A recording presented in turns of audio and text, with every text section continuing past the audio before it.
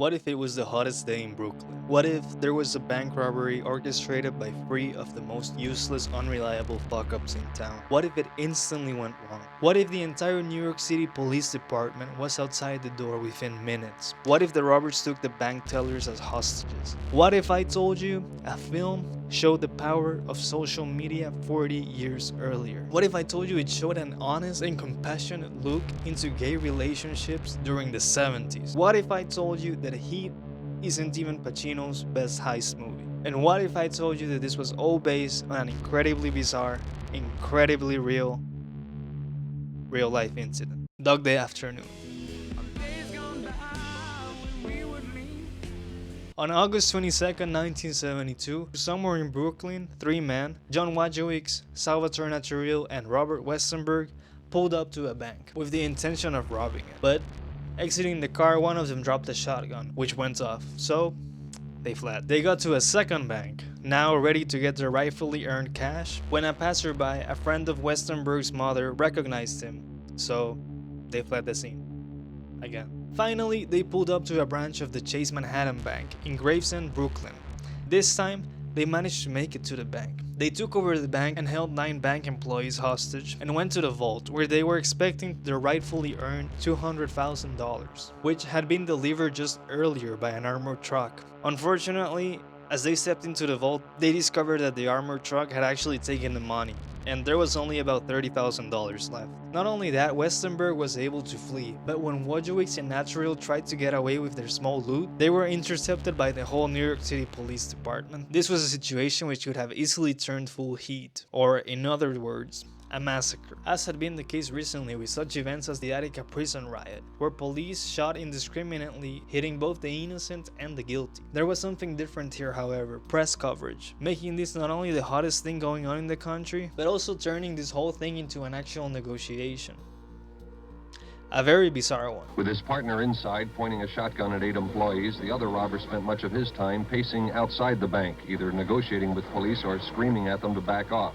The robbers, Wojciech in particular, started making demands, such as food for them and the hostages, and they wanted transportation set up so they could flee the US. But most bizarre was the headline request. He wanted the police to bring his wife. Why is this so strange? Well, Wojciech, I'll just call him John from now on. John was married and had a family, but his wife is not exactly who he was asking for. Or not this wife exactly. John was actually unofficially married to Liz Eden, a trans woman. As you can imagine, something pretty strange back in the 1970s. The police got Eden, who was at the hospital after a failed suicide attempt. They got her to the scene, but she refused to speak with John. She was pretty scared of him, describing him as violent and one of the reasons she attempted suicide in the first place. John and Sal proceeded with their escape plan, using the hostages as shields and actually taking the transportation all the way to the airport. And what happened? Well, I don't want to spoil the film, but let's just say it didn't go that well. Anyways, after the whole ordeal took place, in November 22nd, 1972, Life published an article on the robbery, The Boys in the Bank, detailing the whole failed robbery, with accounts of the tellers, how John had treated them, and the freedom they had gained while under captivity. Having unlimited bathroom breaks, unlimited phone calls, all the coffee they could drink. Honestly, they should just come rob my work. Martin Elfand and Martin Bregman, two Warner Brothers producers, read the articles and went, well, the story is basically already told. This can make a great movie. Eminem got in touch with the journalists who wrote the Life article, P.F. Kluge and Thomas More, to investigate more and interview all the people surrounding the story. Frank Pearson was hired to write the screenplay, and like I had just said, the story is basically there. Surely this would be easy to adapt, no? Pearson was decided on basing the whole thing around John, the man who had charmed the public, while keeping 9 people hostage, translated to Sonny for the screens. But there was one issue. Looking over all the information he had, all the interviews and tapes, it was impossible for him to define John's character. It seemed every person had a different take on John. To make things worse, Pearson himself couldn't get in touch with John, as he was in a money dispute with Warner Brothers and he refused to speak with him. This troubled Pearson immensely. Here was this great story ready to be told, but the anchor is simply missing. It got so bad that Pearson wanted to quit the project altogether, but he had already spent the advance, so at this point, Whether he liked it or not, he was compromised. But it was in all this sea of contradictions that he found the real soul of the character. A guy who made promises to everyone around him. Not necessarily empty ones, but ones he would have a very hard time trying to fulfill. So I can make it happen. I can make Would this perhaps have something to do with his motives for robbing the bank? Maybe. But we'll talk about that later. By the beginning of 1974, the screenplay was finished, and casting had begun. But who could direct or lead such a controversial film? Well, Bergman actually had an answer for this from the very beginning. The producer had just previously worked in Sidney Lumet's Serpico. The grisly realism of the New York-based undercover cop story seemed to put Lumet as the perfect man for the job. Well, that and his work with multiple characters in claustrophobic locations. You may have heard of it. Failsafe, of course. As for Sonny, what Hollywood star could take the risk of playing such a role? I mean, not only is it a character who in real life held people hostage, but well, it's the 70s. Safe to say it was a risky career move. Well, it just so happened that the original Life article had already inadvertently casted Sonny. The article compared Wojciech's appearance to that of none other than Al Pacino. None other than Al Pacino, who had just led the previously mentioned Serpico, working with Lumet and Bregman. None other than Al Pacino, the hottest rising star, already known as Michael Corleone. None other than Al Pacino, who was finishing up The Godfather Part 2 when Bregman approached him about the project. None other than Al Pacino, who instantly rejected the role, as he was burnt out and was completely done with film at that point. Submerging himself in alcohol, he wanted to go back to stage acting, as he couldn't see any real work-life balance in movies. Bregman and Lumet kept insisting, however, not really wanting to make the film with anyone else. In the meantime, one other major star was interested in the role of Sonny, and believe it or not, he was also inadvertently casted in the original Life magazine article, Dustin Hoffman. Hearing this, Pacino said fuck it. Such a script only comes around every so often. And also there was no way he was gonna let the Hoffman have it. Finally, having Pacino locked in as Sonny, casting would go smoother with the rest of the characters. The hostages were, well, theater actors who knew Pacino from his stage acting days. Mrs. Sylvia, Penelope Allen, was a close friend and mentor-like figure to Pacino, even allowing him to sleep at her couch. But what about Sonny's partner in crime, Salvatore Naturil? The real-life Sal was only 18 years old when he robbed the bank. A detail Lumet wanted to keep for the movie. Pacino said, "Hey, I know just the guy. In comes the greatest head of hair in cinema's history, John Cazale." John wasn't exactly 18. He was more like 39 years old. Lumet saw the forehead come in the room and was questioning what Pacino was ever thinking, but allowed Cazale to read his sides. Cazale may have been close to 40, but him portraying this 18-year-old, the naivety and fragility just oozed from his performance. And the way he could turn the switch all of a sudden and get real cold, it's like watching a chimp with a machine gun. Because I'll tell you what, right now I'm ready to do. Lumet loved it and was convinced this was the right choice. It just complemented Pacino incredibly, not to mention the close connection between the two. Interestingly, they decided to play the characters as two people who didn't really know each other very well, but the chemistry still helped a lot as there was a lot of improvisation throughout the movie. Is there any special country you want to go to? Wyoming. Another issue was Sonny's wife, the trans one, which the film is about. The love between Sonny and Leon in 1974. If it was already hard finding an actor for a gay man, you can imagine the bigger names weren't interested in portraying a trans woman. In comes a complete unknown Chris Sarandon, a Broadway actor who had caught the attention of Lumet in the musical The Rothschilds. Sarandon came into audition reading a couple of pages and, interestingly enough, only knowing the essence of the character. Lumet at no point ever mentioned to Sarandon that the role he was auditioning for was actually that of a trans character. Both Lumet and Pacino thought he was perfect for the role still. There was about 3 weeks of rehearsals, where Lumet focused on getting the casting to get comfortable with one another and develop chemistry. Lumet wanted to be as efficient as possible. This allowed the actors to really get into their performances and come up with improvised lines, which would then be added to the script. And improvisation is really a key part in making this whole film feel so grounded. Don't get me wrong, there was a lot of work put into getting things sorted before production, like figuring out framing, but Lumet allowed the actors to just be themselves, make mistakes, skip over each other, be real people, particularly the bank clerks turned hostages. Well, Lumet wanted to have nothing to do with the real life people. He wanted them to be themselves, just being wages, being held at gunpoint. He even made them wear their own clothes. And when they're having fun, you can really just feel it. It's all very natural. Their performances are so memorable.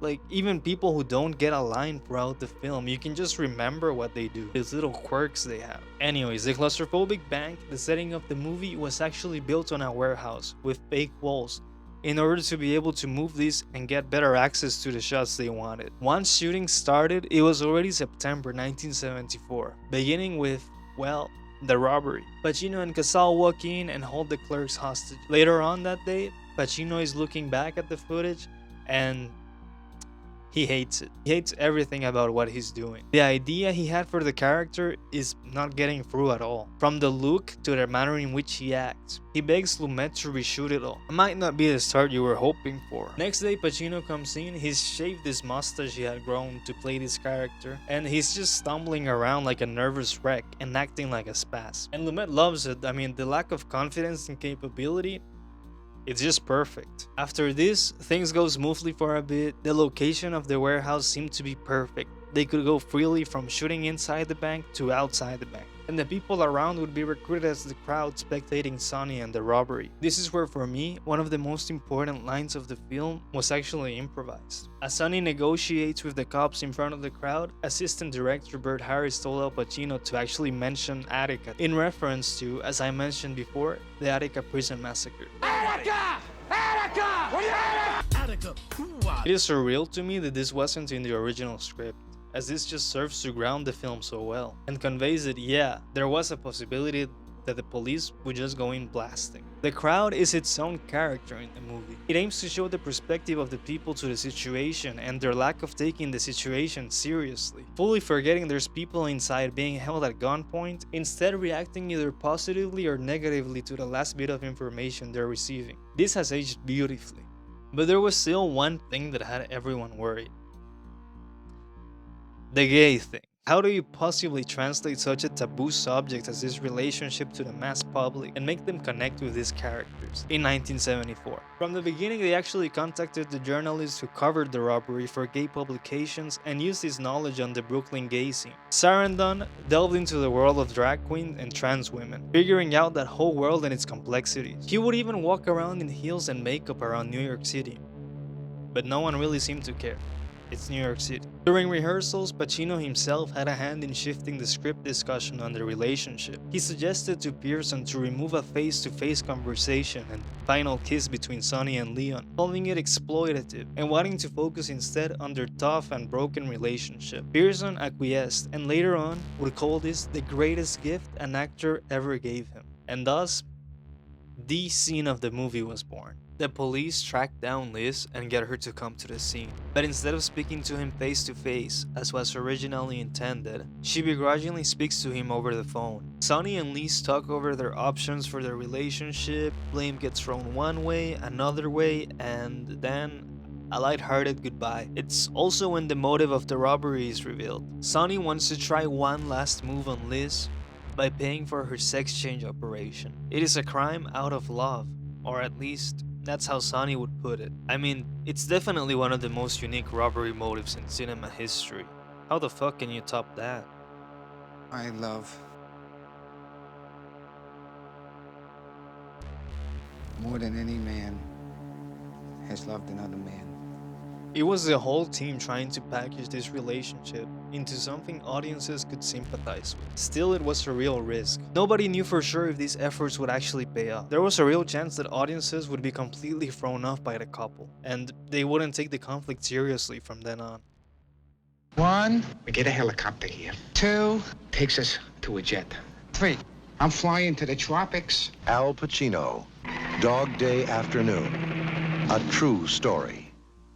Dog Day Afternoon premiered on September 1975. Everyone from Warner Brothers to Lumet to Pacino and Sarandon being cautiously optimistic. Sarandon went to watch one of the functions and, as he feared, the reactions to Leon were, well, laughter. But just as Sarandon was squirming on his seat and regretting every life choice he had ever made, the scene came on, The Phone Call. It's a back and forth between Pacino and Sarandon. Let me tell you, if you've ever broken up with someone over the phone, or have been broken up with, it's basically like this. It's nasty, uncomfortable, but also somewhat humorous. It's pretty much beautifully fucking captured in this moment. Yeah, right. See you sometime. Yeah, I'll see you in my dreams, huh? It's characters throwing out what's on their soul, but not in an overly dramatic way. It's deeply emotional and heartbreaking. The first real honest look not only into Sonny's mind, but into Sonny's character. Speaking of looks, Pacino. All the suffering and overexhaustion coming off of the performance as Lumet grinds him down to keep going with this scene. No cuts, just next phone call. This might be his best eye acting. It's extremely chilling, carrying an extreme baggage without ever overperforming. And according to Sarandon, no one was laughing after this. The film had succeeded. If we're talking about voting with your wallet, audiences loved it. On a budget of about 4 million, it made around 50 million. So if we do some inflation math, as much as a bad Marvel movie. It was extremely highly praised by critics, many praising Pacino obviously, but also Casal and Sarandon. It went to the Academy with 6 nominations, winning one of them, Best Screenwriting, for Pearson's excellent script. It seemed to be generally praised, except by the real-life Sonny, Wojciechowski, who was not satisfied with the money Warner gave him, and also his wife, not Liz, but his first wife, Carmen, who was not pleased with her portrayal and, well, this is how she was described in the novelization. Since then, Wojciechowski has lived off of his fame from the success of Dog Day Afternoon. Pacino, of course, went on to keep rising as a Hollywood star, and his career was not tainted by playing a gay character. In fact, he would go on to do so again. Still, at the time, no other leading man had the balls to portray such characters. Although he didn't win the Oscar for this is still seen as one of his best performances. Lumet went on to have a mixed filmography, but did direct more great films like Network, The Verdict, and finalizing his career with Before the Devil Knows You're Dead, before passing in 2011. Him and Pacino would never collaborate again. Sarandon, after his nomination for Best Supporting Actor, would go on to appear in classics like The Princess Bride, Child's Play, and most famously as the voice of Jack Skellington. Casal would of course be remembered as having one of the greatest, yet unfortunately short-lived careers, acting only in The Deer Hunter after this, and dying shortly after that. Dog Day Afternoon is against all odds one of the greatest films ever put on screen. It showed that when done correctly, audiences could sympathize with gay/trans characters, and proved that go woke, go broke isn't real, even back in 1974. But how did it do it? It depicted one of the strangest, most bizarre real-life situations in a realistic, subtle manner,